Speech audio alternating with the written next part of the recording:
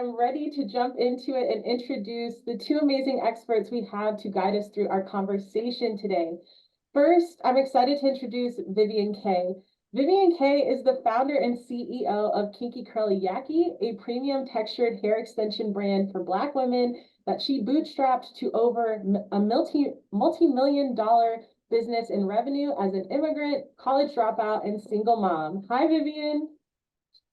Hello, everyone. Hope you're having a great Wednesday so far. Wonderful. So happy to have you. And next we have Melissa Villanueva. Melissa is the CEO, owner, and founder of Brewpoint Coffee, a multi-million dollar coffee company with 4 coffee shops, a coffee roastery, and a premier event space. Melissa's innovative approach to running a successful small business has been featured on Forbes, Entrepreneur, Fast Company, and many other leading publications. Hi, Melissa. Hey everyone, what's up? Anyone here from Chicago? Like I'm scouring the chats. I love it. I love seeing everyone. Yes, yes, let us know. Oh my gosh, we've got folks from all over. Okay, now that we have laid the groundwork, we're going to jump right into this discussion because both Melissa and Vivian have so much wonderful expertise to share. So Vivian, I'd love to start with you. We know every entrepreneur has traveled a unique path to entrepreneurship, and women even more so. Can you share a journey as a woman entrepreneur and how you manage the day-to-day operations of your business, especially in those early stages? Yeah, so I've been in the entrepreneur game full time since 2010. So all I know is entrepreneurship, basically, for most of my adult life. And a lot of and I'm a serial entrepreneur, and KinkyCurlyYaki is a premium textured hair extensions brand for Black women that I started while I was running another business. So I was a wedding decorator, and I'm one of those entrepreneurs and one of those people who always sees gaps in things and then tries to figure out how can I fill that gap. So while I was a wedding decorator, I needed hair that looked like my hair, a protective style that looked like my hair. And when I went looking for it, I couldn't find it. So I went and did all the research. I'm an investigative journalist by as a hobby, and I went looking for this product. And when I finally found it, I was wearing it, to a networking event, something similar to this, except in person. And another Black woman pulled me aside and asked me what my regimen was for getting my hair to look the way it did and who my hairdresser was. And I was like, girl, this is a weave. And she said, I would buy that. And I thought, well, in all the research that I was doing in Facebook groups and hair care forums, people were buying this product. This girl told me to my face she would buy it. I was wearing it. I enjoyed it. So then I decided, let me just launch this business and see what happens. Well, that turned into a multi-million dollar business that I ran I personally ran from 2012 all the way up until 2022. So I ran that business day to day. I had a few employees. I hit my first $1 million in revenue in 2016 as soon as I hired my first employee. And so it's been a crazy journey. I wouldn't, as we all know, being an entrepreneur is the journey itself is something else, but I wouldn't trade it for the world. Especially in the early stages. I started the business in 2012. I had a baby in 2014, hit my first million in 2016. So it's been an interesting journey, especially as a mother. But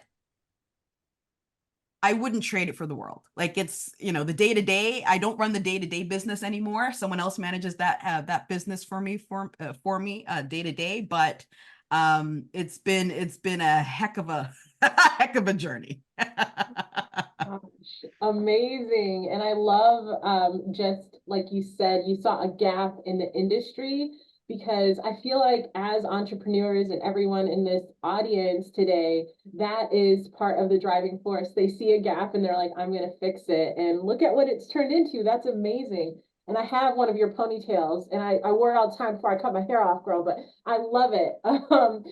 And then also Melissa, with your coffee business, you have such a unique story. So I would love to hear about your unique path, especially as a woman entrepreneur, and how you manage the day-to-day operations, especially in the early stages. Yeah, absolutely. So, has anyone here looked on Craigslist for an espresso machine only to buy a coffee shop instead? Because that's the story of Brewpoint Coffee. 10 years ago, I found this coffee shop on Craigslist, bought it within a month with my 7-month boyfriend, had no idea what I was doing, had $0 in my bank account, but was able to start this coffee shop with $55,000. And now I have a full-fledged coffee company. I think I mentioned, so I have 4 coffee shops as of today, but I'm selling one as of this week, and that's finalizing by the end of this week, which has actually been an amazing experience. And I also do coffee manufacturing and really focus on economic development in the Chicagoland area because I want to see a more diverse entrepreneurial landscape. So one of my favorite things I'll just mention as like a current thing, and then I'll talk a little bit about what it was like starting Brewpoint, is that one of my favorite things that I just had the opportunity for was I was on a entrepreneur reality TV show last month as a judge. The show is called The Blocks. I'm on Lucky season 13. It'll be out later this year, but it is on Amazon Prime. So all this being said, when you're an entrepreneur, you just never know like what kind of random crazy opportunities you'll get. And the more you put yourself out there, just the more like fun things that'll come your way. But in terms of what my day-to-day looked like in the beginning, like I was a philosophy major. I didn't know what I was doing when I started, didn't have that business plan or really much money. But I had a boyfriend who really loved me and who's now my husband. And his family and my family contributed enough for me to start my business. I didn't have access to loans for the first 3 years. And so everything really had to come out of pocket and we had to be super scrappy. But when it came down to it, my thought process is that we would just get a little bit better every single day. And that was the goal. And so everything that the coffee shop was on, either me or my husband did before we had an employee, trained them up on how to do it, and then went on to the next thing and the next thing and the next thing. And, finally, we're at a stage in life where, we're both full-time in the business, but we also have balance. It took 10 years to get to some level of balance, but very excited to be here. So thank you so much. Oh my gosh, I absolutely, the first time you told me that you went online looking for an espresso machine and bought a whole coffee shop, I was like, oh. That tracks, it tracks. Yeah. I was like, I need to up my marketplace game, So that's amazing. I really appreciate you both sharing your stories. And Vivian, this next question, I'd love to hear from you. As a woman in the industry, you probably face some unique challenges. How has the intersectionality of your whole identity influenced these experiences, and how have you turned them into opportunities for growth? Oh, that's a great question because, it's, as a Black woman, I don't know which part of the patriarchal system is trying to hold me down, trying to hold me back. Right. So, I would say I've always been one of those people who took lemons and turned them into lemonade. And so I wish I had programs like this when I started my business back in 2012, or when I started this particular business back in 2012, because I didn't have access to resources. I didn't know what was out there. For me, entrepreneurship wasn't the luxury that we have now, because I'm originally from Ghana, West Africa. And for us, entrepreneurship is just a necessity. It's either you do entrepreneurship or you find a job, but the likelihood of you finding a job, it's better that you just become an entrepreneur. So, I was that child on my mother's back. When you see those African women carrying goods on their heads and they've got a baby on their back, I was the baby on my mother's back. So, for me, entrepreneurship was just a means to an end. But then obviously, as I started to grow on this entrepreneur journey, I saw that there were opportunities to leverage my story. right? So not only was I figuring out this business, but I was an immigrant. I'm a single mother. I'm a college dropout. I have all the obstacles against me. And at first, I wasn't willing to share that story because when you look out into, the society, the culture, it's mostly white men that are, oh yeah, I turned my $1 into millions of dollars. And I felt like I couldn't compete against that. But then what I started to realize was I don't need to be like those bros, right? I don't need to be like those guys. I just need to be like me. So I started to leverage my story and what was supposed to be my weaknesses, and I turned those into my strengths. And I've since turned, the things that people, I remember in high school and in school, people, oh, you talk, the teachers would be like, she talks too much, she doesn't know what she's doing. I've turned those into this, what you're seeing today.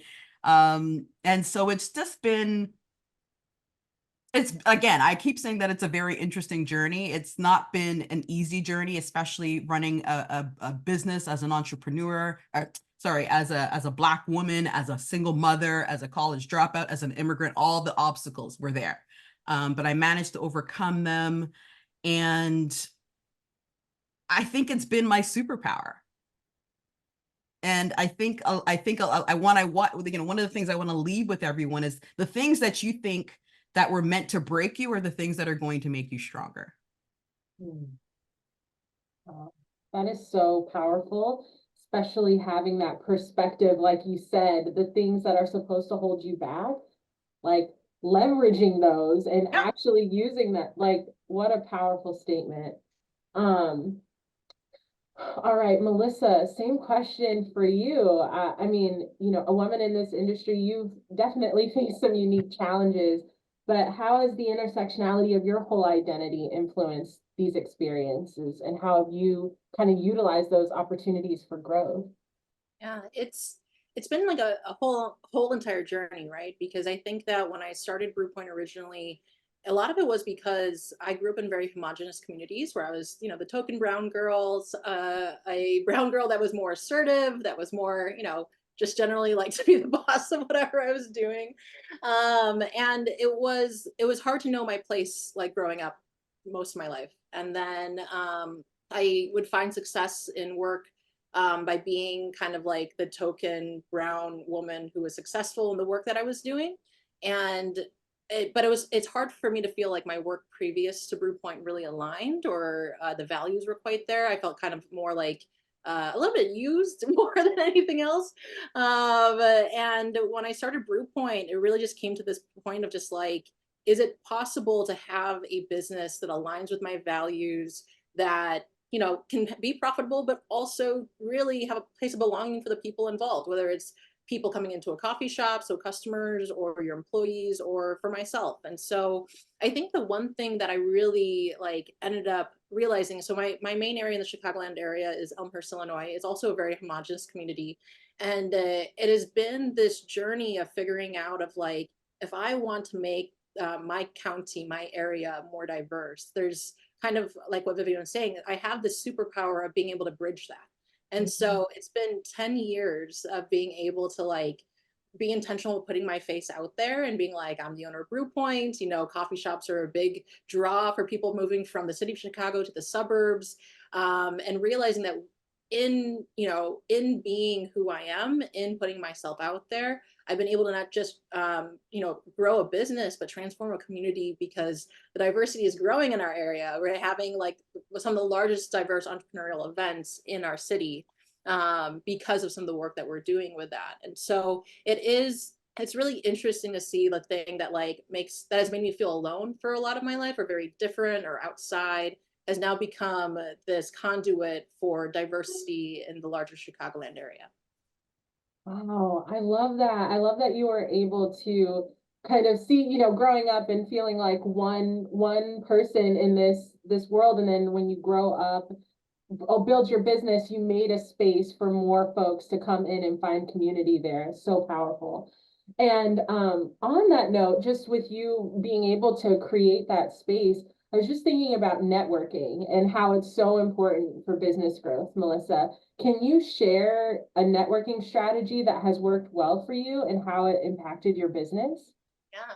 So I think a lot of times, like, I think about leaning into your strengths, right? So mine is I can do writing, but like really my strength is more speaking when it comes down to it. And so when it comes to going to events, networking events that align with you, I do think like it takes a little bit of time to figure out which ones that like you really fit in the communities you really want to be a part of.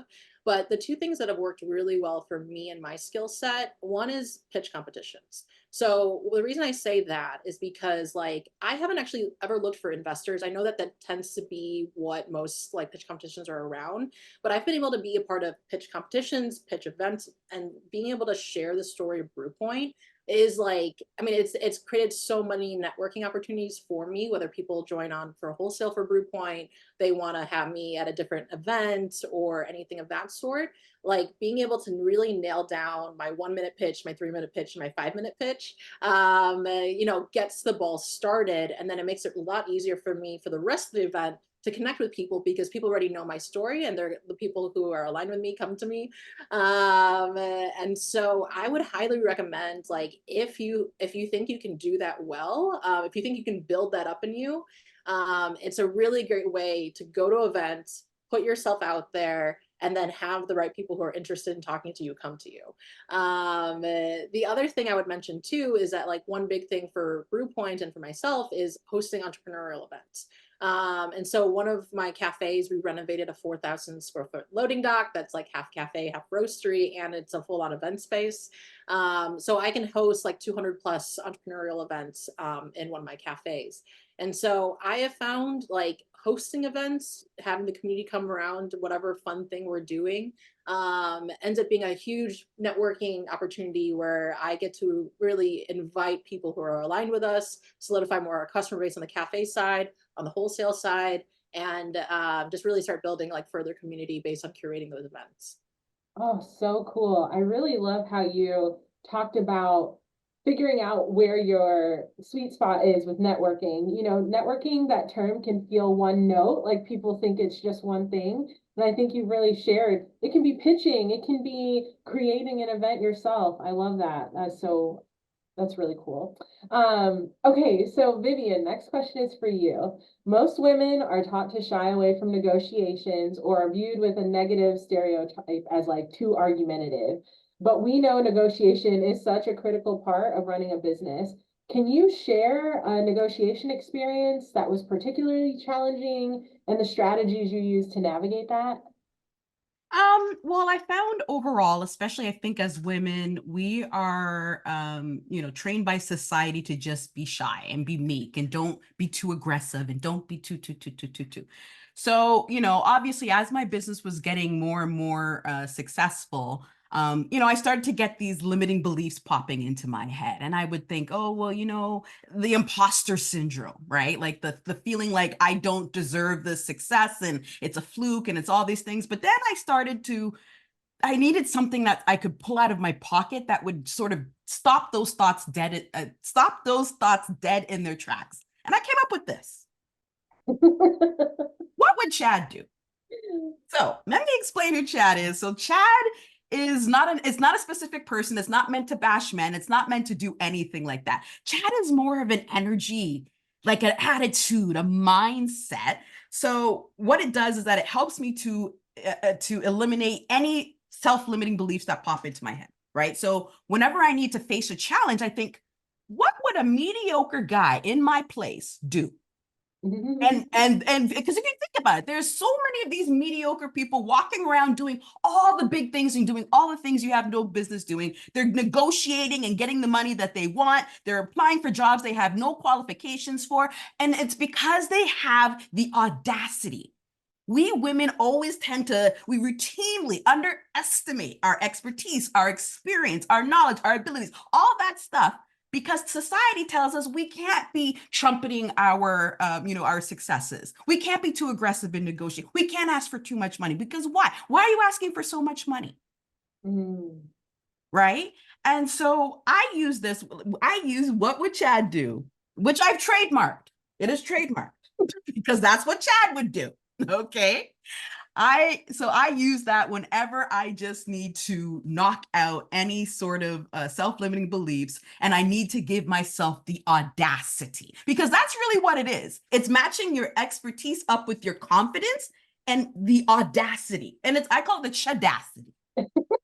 Okay. So whenever you're feeling like, man, I don't like, what would I do? Instead of calling 15 of your girlfriends and asking for opinions and doing the research, just say, what would a mediocre guy in my place do right now? And do that.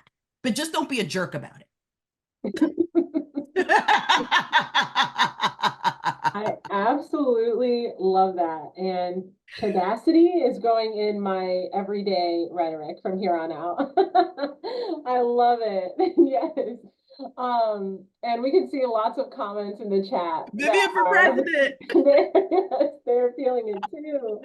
Oh my gosh, that's so powerful though, because I think you hit the nail on the head. Women are constantly being told, don't be too much, don't be too pushy, don't be, and then just embodying what you need to do to move your business, your life to that next level. Yeah, what would Chad do? What would Chad do? I love that. What would he do? Okay, next question is for Melissa. What is one key lesson you've learned about managing employees in a way that aligns with your values as a woman entrepreneur? Yeah, I mean, and I'm curious, in terms of the chat and everyone here is just like, I know that, employment is one of those things that like is really intimidating. Sometimes it can be really rewarding, but I know it's one of those things that like, it's a struggle. It's changed since the pandemic. It has looked a lot of different ways. And I know that like, at the end of the day, like part of it is like, it's our mindset around employment and like really moving forward with it and in it. And so I'm going to be kind of vulnerable with this and try to be also HR compliant as I'm sharing, because I have something right now that like has been really tough. So I've been 10 years, in with Brewpoint, 10 years of employing people, having employed, 100 plus people over the years. And we're very, I don't recommend this. I am slower to terminate than I should be. And with that being said, I've recently had to terminate someone, and it's been basically like what you would imagine as your nightmare situation with it. I have all the documentation. I did everything like by the book, but sometimes like, even if you do everything right, quote unquote, or HR compliant, quote unquote, thoughtfully, like heartfully, like sometimes it's just still like, it can still be a really bad case scenario. And so what that has looked like for us has been like, health department complaints, OSHA complaints, and we're a coffee shop giving you, no one's like getting hurt on site for anything. And like, texts and calls to employees, defaming, like everything you can imagine has been happening over the past couple of weeks for me. And here's what I'll say with this. Like, when you lead with your values, when you do your best every moment you can, like you can be, I feel very proud of like everything we've done as a company. Where thank you. As like, as like the departments come to like, lift under the covers and see what's up, like they are seeing that all these things are false. They are seeing like something is wrong with whatever someone is giving them. And it's like this reassuring thing that what we've built in doing our best has been more than enough. And being able to like establish even further trust with our team, being able to just like, yet again, do our best in the midst of an anxiety oriented time has been something that's really grounded me, because it is one of those things where it's like, you can only control so much of what you can control. I've had a lot of positive reviews around, like my employment in my company, because we do try to really find this balance of prioritizing people first, while also still having a profitable business. And sometimes I do have to choose like the group and the company over an individual when it comes to the day-to-day decisions. But I think that for myself, and one thing that I've been like really thinking on right now is that with employment, with, the hardest times in it, it's easy for an entrepreneur to be like, what are all the possible bad things that could happen? Like, so for me right now, it's like, well, what other departments could be called? What if, like if this person's willing to lie, what is like all these other things that could happen? And really, I think coming down to it is trusting that like future me can go toe to toe with this person. Future me can handle like really most issues that come my way. And I can be thinking about all the what ifs of the 10 million things my mind goes to of what could happen. But like all I have to do is be present and do the best I can in the present and trust that future me can take care of that. And so as much as it's been tough, it's also been a moment of just like, I feel like really confident. This is something that like will make me a better leader, will make me a better like entrepreneurial mentor. And it's strengthened my team. And it's also made us really confident that we have like a great business. And so, you know, the silver lining of it all is like, you know, it's employment can be tough, but like it's worth doing. And it is something that like you can trust yourself that you'll get better and better and over time. Oh, so great. I'm so sorry that you're going through that, but that really does show kind of the whole complexities of hiring and some things people may be concerned about. And also that kind of affirmation you said, it just sounds like self-trust, like I'll trust myself to be able to handle it when situations come up. It's really powerful. Love that. Okay, so next question is for Vivian. How do you create and leverage your relationships to help your business grow? Great question. I'm going to I'm going to use the example of how I hired my first employee. So I was running the business on my own for a good 4 years, and I realized I needed to stop working in the business and I needed to work on the business. But I ran the business from my basement in my house, and I wanted to make sure whoever I was hiring I could trust, because I had a baby too, and I had a business, right? So I needed whoever was coming in to have good energy, good vibes, good everything, right? And so I leveraged my intuition. And I think as women, again, society downplays that gut feel we always have about things. And I know some of the worst decisions I have made was because I was going against my gut. Okay. So one of the ways that I leveraged it to help my business grow was I was doing this thing where I was selling brushes, but I didn't actually stock the brushes. So I took a picture, I bought one, took a picture of it, and then posted it on the website. And whenever someone would buy it, I would run to the beauty supply store and buy a box of the brushes and ship those out. And what I noticed is over time, there was this one particular girl at the beauty supply store that was really super helpful. And if you've been in a beauty supply store, especially a Black beauty supply store, you know how that goes. They're usually not the nicest people. We usually don't have the greatest customer service experience there, but this person was giving me really good customer service. And what I thought was, I would love for her to be in my business. So then the next time I went, I said, you know what, this is going to sound really crazy, but here's my card. I'm running a business that I could really use some help with. If you're interested, give me a call. And that was based on my gut feeling about this person. She called me the very next day and worked for me for 6 years. And she saw my business grow from being in my basement to, you know, over 1,000 square feet of warehouse and going through acquisition. Like she saw the whole thing. And again, that was just me using my natural talents, like using what I have inside of me in order to make business decisions. And one of the things that I think, especially as women, we're taught by society, you shouldn't lead with your heart or your gut. You got to use your head. Every decision doesn't need to be in your head. A lot of decisions are made with our bodies. That's what it's here for. So I always advise women, if you're about to make a decision, if you already feel a ways about it, don't do it. Trust yourself. Okay. Because if even if you're thinking, okay, well, should I do this? Your body's going to react. So your body's either going to be like, oh, nope, then don't do it. But if your body's like, yeah, then do it and trust yourself. If it all goes to shit, sorry. If it all goes to poop, you know what? Just think of that poop as manure, because manure helps things grow, right? You use manure in your garden to help cultivate and grow seeds and do all that. Just think of it like that, because everything is a learning experience. Like, had Melissa not gone through all that, she wouldn't be able to trust her future self. The only way you're going to be able to trust yourself in the future is by making the mistakes and going through everything right now. So I don't know if that answered your question, but yeah, turn shit into manure and trust yourself. Oh my gosh. It really is. It's the perspective shift, you know, for me. It's that's what it is. It's looking at things differently, trusting yourself, which I feel like is a really powerful message, especially for women, because a lot of societal things tell us to second guess ourselves. Yep. And that we don't know enough. So I Every think decision we make isn't black or white. Sometimes it's purple. sometimes it's purple. Oh, so true.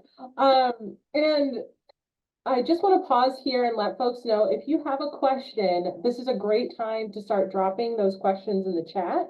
We are going to have a live Q&A at the end of this conversation. So I want to make sure that we can get in as many questions as possible. So please be sure to drop them in the chat. We'll do a live Q&A in just a little bit here.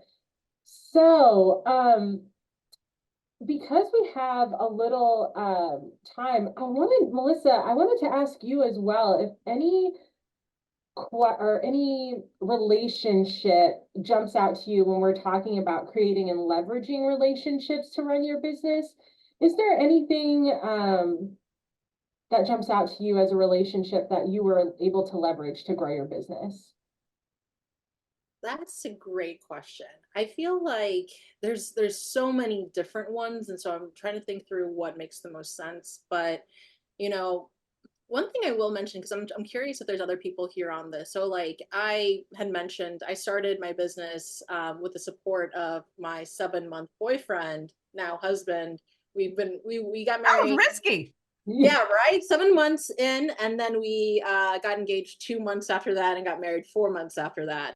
So everything's a little back. Well, hey, you trusted your gut, and it's working out. Yeah. No, and it's yeah, exactly. And it's like we also built our whole relationship on doing this business together to some degree. So we had to learn how to communicate in a way that like wouldn't affect the business and the employees, and thereby it also has worked for our marriage pretty well. But I do think that like there's this balance of the personal people in your life, the family, your spouse that you could be working with, and really learning how to have like having critical thinking on that dynamic, how it affects your personal dynamic with them, how that affects your professional dynamic with them. And something that I'll say with this, because this is not as, in some ways, it's been a huge benefit to my business to have a familial aspect with it. Because the trust is there, all these different things are there. But one thing that I would say that has really been important is on a yearly basis, really checking in of like what's working, what's not working, both on the work standpoint and on the personal standpoint. Is this the type of relationship that like, do I like how it is, or am I just okay with it because I feel like I have to, this is what it has to be because I work and I'm married to this person or I live with this person. And even if you are building like friendships and very close relationships with your business partner or anyone else, I think that there's a lot of value in assessing for both parties and being incredibly honest with like, is this dynamic working well for both of us? Can we get ahead of any potential issues of the life that we want to have, either, whatever type of relationship you have, and how can we adjust things on a work end to make sure that we can have longevity and sustainability for this relationship in the long haul? And so I do think tools like that can be really important because, obviously in work, like we spend most of our time in it, and it's the people that we spend the most of our life with.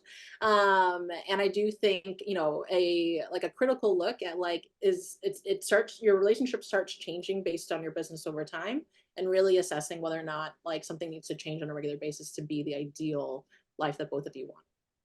Oh, so good. Thank you for answering that. I know I went off script, y'all, but I just wanted to get both perspectives because both Melissa and Vivian, you both have so much great information to share, and the chat is absolutely blowing up with questions. So we're going to get to those in just a minute. Okay, so moving on to like Vivian, I'd love to start with you and then Melissa. Can you share one or two practical tools or techniques that have been instrumental in elevating your business? Yes. So someone in the chat actually asked me about this. So this is $100 bill that I put my face on to remind myself that I can do the big things, right? So one of the practical tools that I have is prop money. So I have about $1.2 million in prop money. And what I do is when I get anxious or when I'm feeling nervous or when I need to get that audacity up, I start counting it. Because especially as women, we're uncomfortable with money. We're uncomfortable with negotiating. We're uncomfortable with so many things. So I find, and especially because we're in a digital age, we don't really see money around, right? So you're thinking, oh, $1,000 isn't anything. But you know what? Getting paid $1,000 an hour is some pretty damn good money. But you're not going to quote that money unless you actually see the money. So sometimes I just sit here and I'm just counting the money. And I just count. And then I think, okay, you know what? How many of these stacks would be ideal? Like, and that's how I start thinking. So I know for a fact having this, and I have it where I look. So, sometimes if I'm just sort of, wandering, my eyes are just wandering and I'm daydreaming, I'll just be staring at the money or I'll start counting the money. And I think it's been instrumental to not only elevating my business to new heights, but also just my confidence. Because yeah, I'm worth this. Why not? Like, and that's the thing. It's like, so what I found was I was also blocking my own blessings a lot of the time, right? So, like I remember when a company came to acquire my business, and I was like, oh no, I don't want to, I want to keep running this business because I want to see how far I can take it. But I did it because I didn't understand the whole thing. Right. And so I use this to give me the confidence in order to go and learn and go and step outside my box and learn about acquisition. And I didn't even realize that I was a bootstrapped company because I didn't start my business with any loans. So I literally took one bundle of hair, someone bought two, and then I would go and buy four. And that's how I grew my business.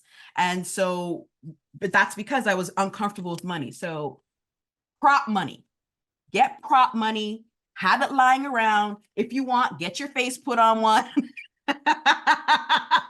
and use that to not only elevate your business, but to also elevate your mindset. Oh, I love that. Also, I would like to petition to have your face on all $100 bills because that's the coolest $100 I have about 100,000 with my face on it. Yeah. Yeah. I love that. I love it. Okay, Melissa, same question for you. Can you share one or two practical tools or techniques that have been instrumental in elevating your business? Yeah. So I think that like one of the main things that small business owners kind of get into is there's like a small business owner mentality, which is like a lot of like working in your business, being very responsive. There's a lot of value to it. Usually it's like good customer service, a lot of just hands-onness.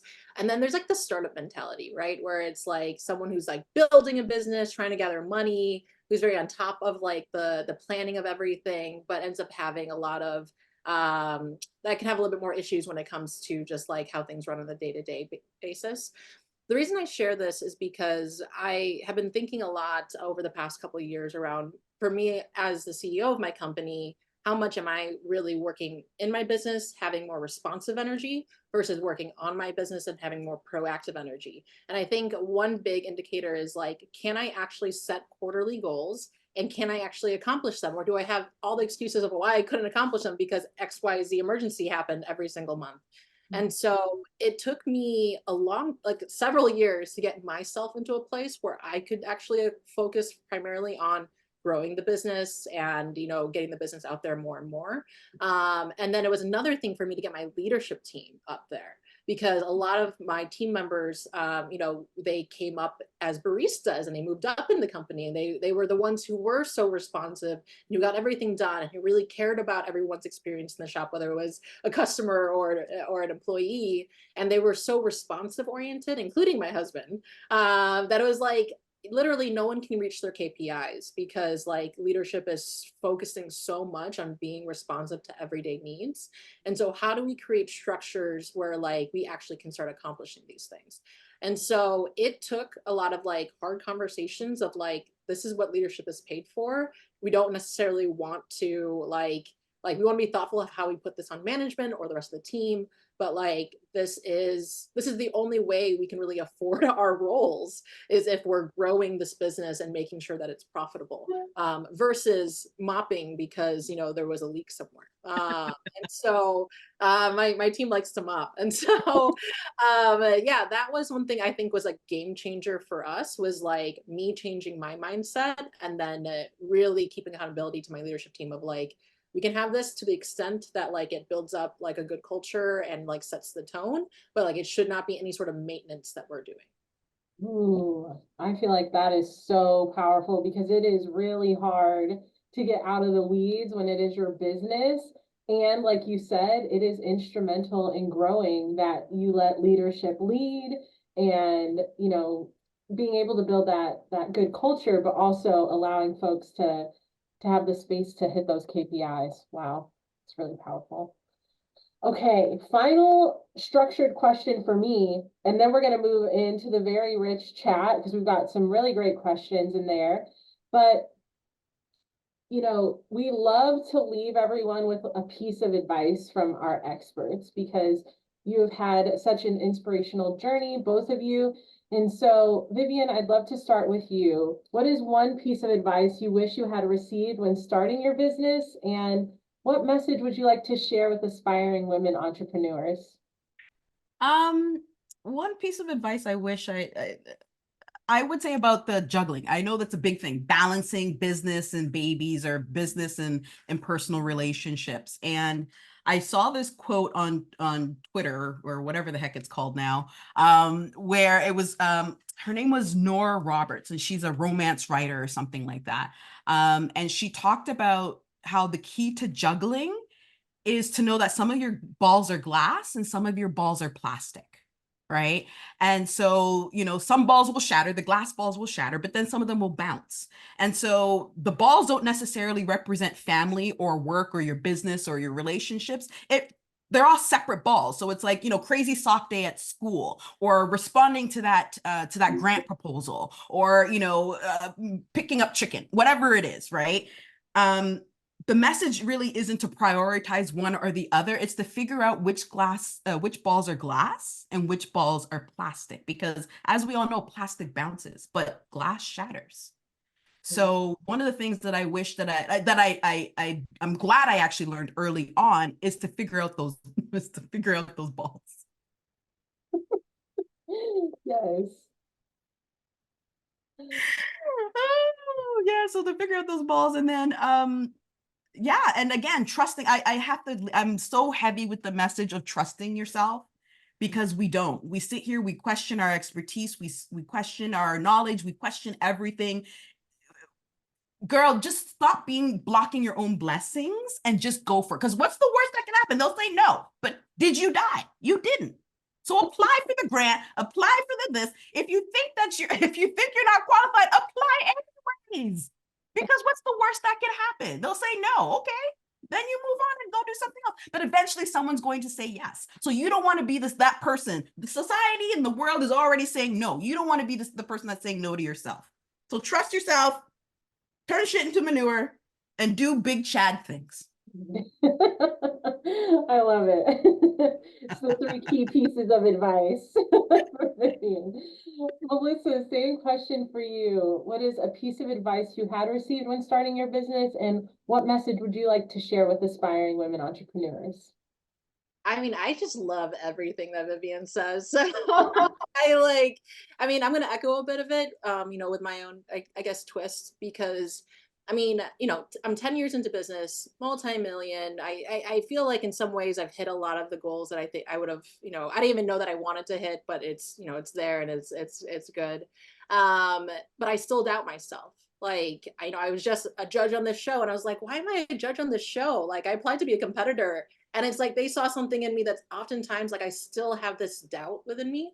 And I don't know what it is. And I think that something that I've just had to come to terms with is that, like, you're not going to suddenly believe in yourself when you hit X, Y, and Z mile marker. No. Like, you can be a multi-billion-dollar company, and it's like this, whatever chip on my shoulder is still going to follow me if I allow it. And I have to actively, daily, like, get my head in the right mindset and be really aware of like where my energy is. Like, am I taking in a lot of negativity? Am I constantly, what is the narratives happening in my head, especially when something tough is going on? And how am I, like, is it seeping into me, or am I just letting it kind of bounce off? And so it is something where it's just like, I thought if I hit X, Y, and Z, like, mile marker, I would believe in myself. And the truth is that like it just takes one day to kind of knock me off and to like kind of question how I even got here, or make me think that it was just a bunch of luck or something of that sort. And No, it's girl, it was you. I love that.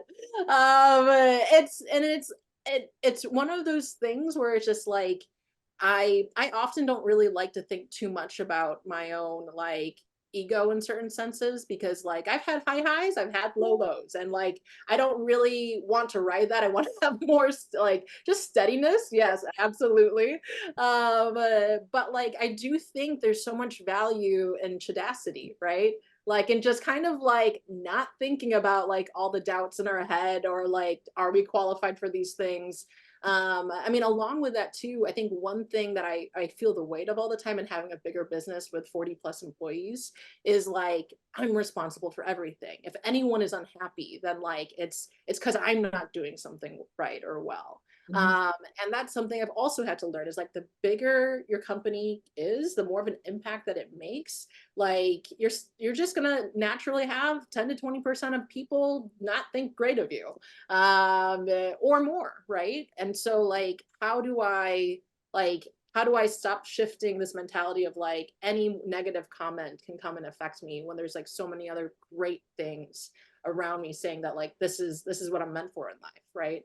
And so all this being said, a lot of people here I know are like starting entrepreneurs, or you're feeling like you're not sure if you're going to make it for the long haul. Like your mentality and your mindset, like Will it dictate it. matters so much. Yep. Like it just does. And so, yeah, like take notes on what Vivian's saying with Audacity and all those other pieces, and just know that like we're there with you, even 10 plus years in. So, yeah.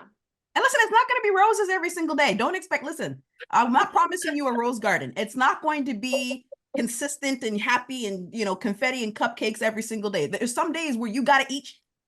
Yeah. But you know what? Again, you got to turn it into manure. And that's the mindset that you have to have. And you also have to think of the end goal. What is the end goal of the whole thing? For me, it's to live a soft life. I want to be a rich auntie on an island, just doing big things, nice, beautiful things. So how do I get there? I don't even focus on the how. It's just the goal.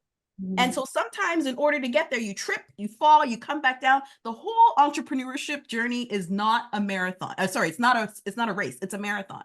Sometimes you got to stop and tie your shoelace. Sometimes you got to take a break and you got to drink when you're tired, but you got to get back up and keep going. But you also need to know when to fold them.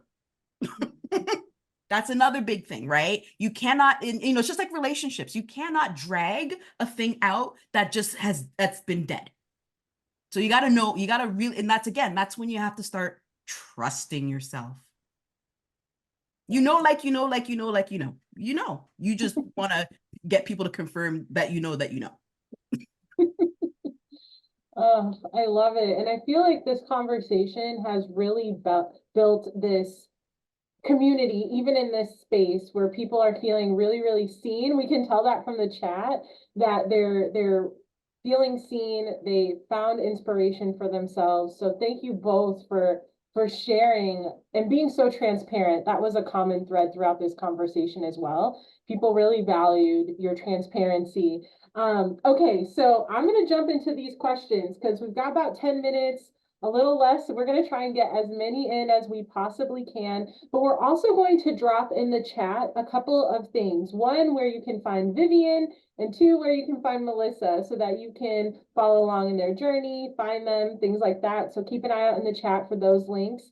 And then also, I see a lot of questions about funding and things like that. We are going to drop a link in the chat for our resource page. We have free coaching at AOF. So it's really great if you can talk with someone one-on-one about your needs. So if you have a funding question, please take a look at that link in the chat as well.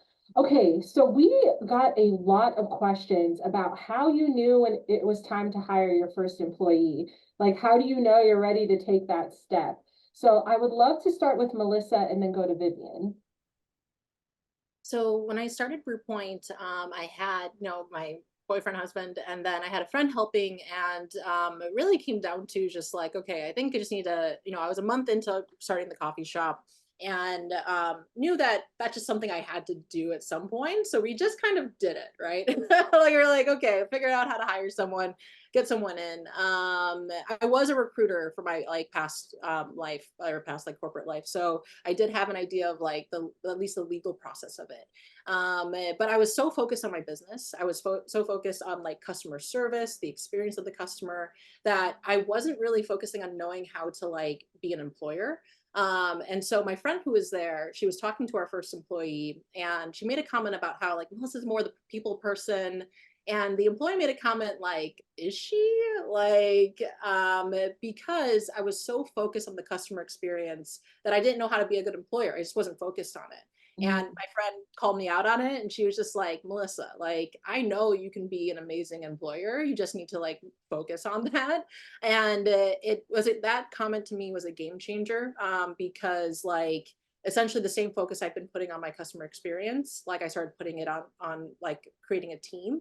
And that got me to the level of like, you know, like I would never be able to have 4 coffee shops and all these other businesses if I didn't have employees. I would never be able to like have a fairly flexible life at this point if I didn't have, you know, employees.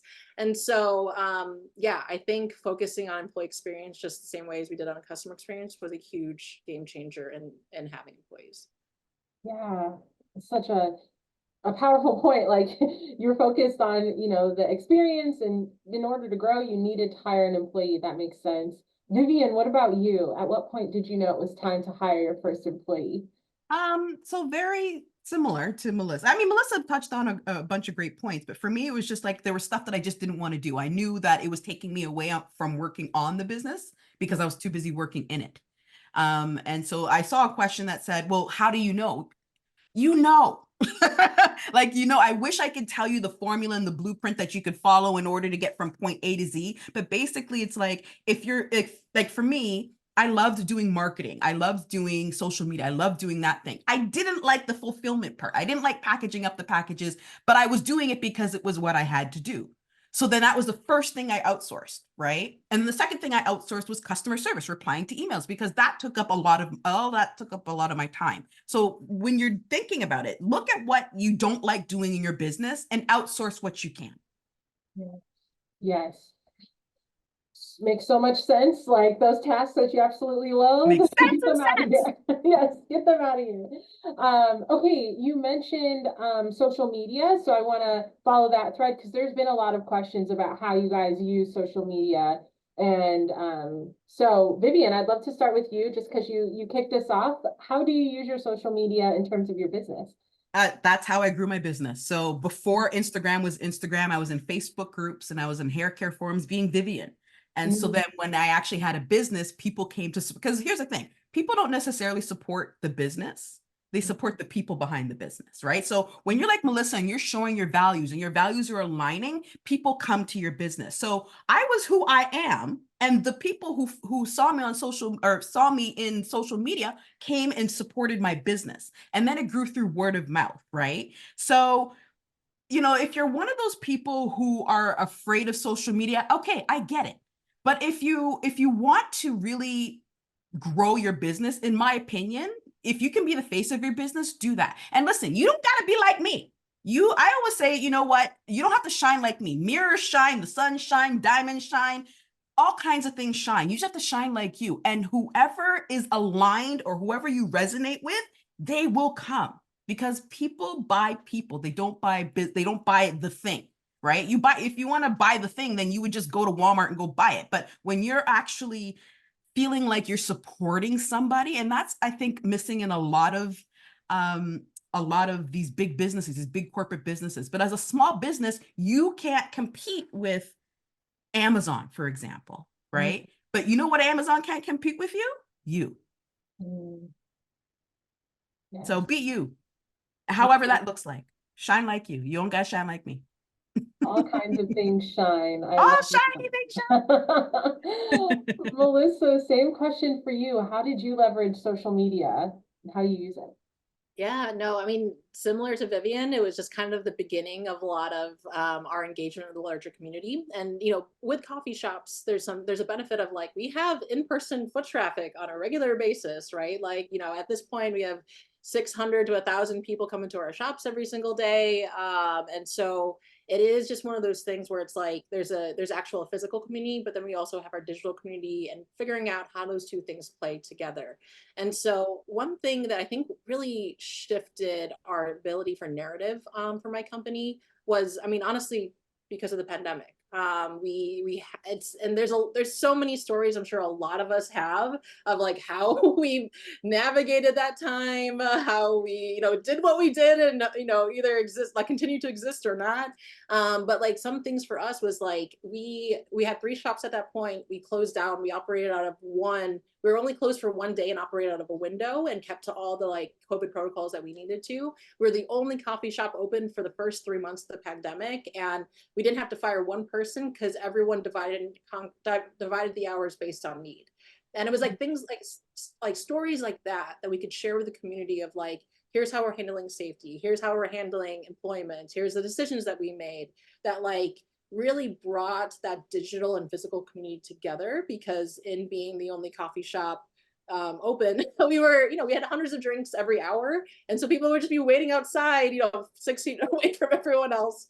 But it was a bridging of the digital and physical community during a time that physical community was incredibly tough to have. And so there's always silver lining to tough moments, like both societally but also individually, and our ability to create that narrative and bring people into our story is something that you can't always do physically with people, but you can do it digitally. And that's what I think of when I think of social media, not just a way of branding ourselves or a way of telling people about our products, but something that's a little bit more connective. Wow, I love that. Physical and digital community. I feel like we can have a whole workday just talking to you ladies and picking your brains, honestly, because there's so many good questions, and we're already at the top of the hour. And I just want to say thank you so much for your information, Vivian and Melissa, and for sharing, being transparent, and providing so much inspiration here today. Thank you for everyone who took some time out of your busy entrepreneurial schedule, because we know you're all wearing a lot of hats, to join and carve out this time for you. Thank you all, everyone. And until next time, bye.